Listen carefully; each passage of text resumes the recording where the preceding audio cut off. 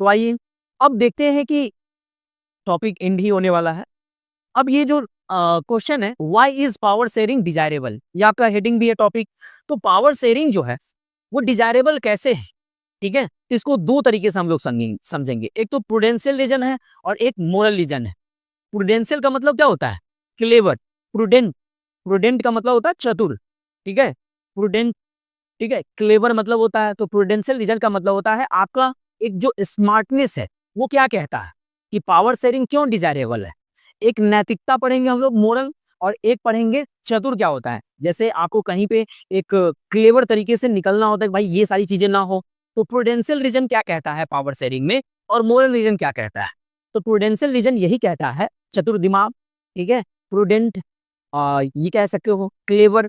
तो ये स्मार्टनेस क्या कहता है कि क्यों पावर शेयरिंग करना चाहिए।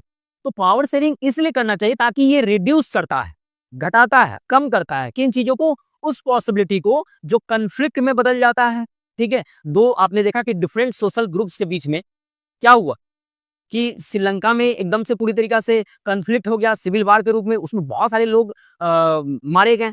तो ये सारी चीजें ना हो, उस पॉसिबिलिटी को कम किया जाए, कन्फ्लिक्ट को कम किया जाए, इसके लिए डिफरेंट सोशल ग्रुप्स में क्या कर दिए जाते हैं, पावर को शेयर कर दो, रिड्यूस करते हैं कन्फ्लिक्ट वगैरह, ये सारी चीजें नहीं होती है, अवॉइड करता है वायलेंसेस को, ठीक है। Ensure the stability of political order, political order maintain रहता है, देश में भंग नहीं होता है, सही तरीका से देश चलता है।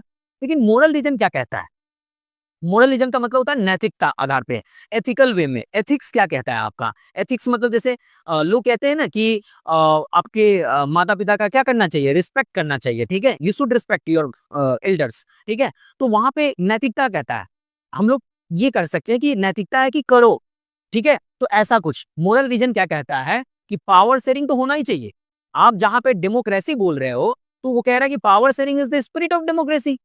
डेमोक्रेसी का स्पिरिट ही है, आत्मा ही है पावर को शेयर कर देना। पावर को शेयर इसलिए कर देना ताकि सही तरीका से लोगों के इंटरेस्ट को देखा जाए, है ना, सही तरीका से डेवलपमेंट किया जाए। तो ये डेमोक्रेसी, अगर जहां पे आप डेमोक्रेसी बोल रहे हो तो वहां पे ये इसका स्पिरिट ही है क्या, पावर शेयरिंग। ये मोरल ही है, नैतिकता है कि भाई आप डेमोक्रेसी बोल रहे हो तो आपको क्या करना पड़ेगा, पावर को शेयर करना पड़ेगा। ये तो उसका आत्मा है डेमोक्रेसी का।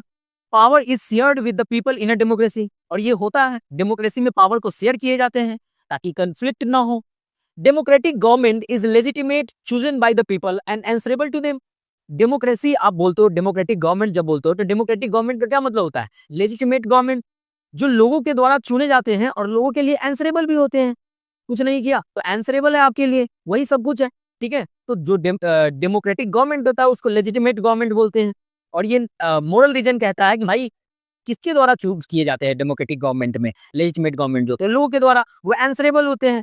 तो इस प्रकार से पावर को शेयर करना बहुत जरूरी होता है, आप अगर समझे तो, डेमोक्रेसी जहां पे भी है। तो ये हमारा पावर शेयरिंग डिजायरेबल क्यों है, तो दो तरीके से लिख सकते हो, एक तो प्रूडेंशियल रीजन और एक मोरल रीजन। प्रूडेंशियल रीजन आपका कहता है कि भाई साहब ये रिड्यूस करता है पॉसिबिलिटी कंफ्लिक्ट के, बहुत सारे डिफरेंट सोशल ग्रुप्स में वैलेंस को अवॉइड करता है, इवन पॉलिटिकल स्टेबिलिटी को बचाए रखता है ना। इवन मोरल रीजन क्या कहता है कि डेमोक्रेसी अगर आप मान रहे हो तो वहां पे स्पिरिट ही है, उसकी आत्मा है कि भाई साहब पावर को शेयर करना है।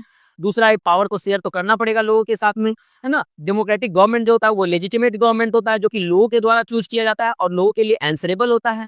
तो इस प्रकार से प्रूडेंशियल रीजन और मोरल रीजन को भी रखेंगे दिमाग।